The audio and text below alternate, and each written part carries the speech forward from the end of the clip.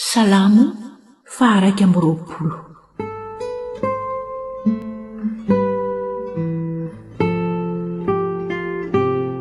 Fisaorana atao rehefa miverina avy any an-tafika ny mpanjaka.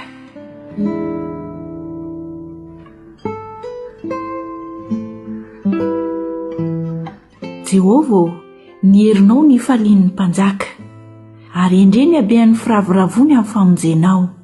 Minirian'ny fony dia nomenao azy, ary ny nangatahany molony tsy mba nilavinao. Fa notsenainao fitahiana soa izy, teo andohany nasianao satro-boninahitra tena volamena. Aina no nangatahany taminao, dia nomenao azy zany, dia andro lava mandrakizay toria. Lehibe ny voninahiny amin'ny famonjenao, laza sy voninahitra ny nataonao taminy, fa nataonao fitahiana mandrakizay izy, ary ampifalianao indrindra mitavanao izy.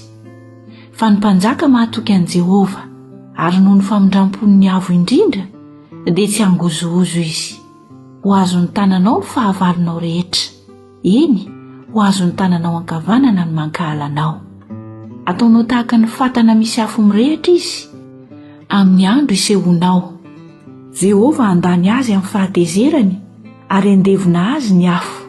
Ny zanany aringanao tsy eo amin'ny tany, ary ny taranany tsy ho eo amin'ny zanak'olombelona. Fa nikasa nisy ratsy ianao izy, ka namoro-kevidratsy fa tsy nahefa. Fa ampiambo azy ianao, nitsipikanao no ikendrenao ny tavany. Misandra tamin'ny herinao Jehovah, ihira sy ankalaza ny herinao zahay.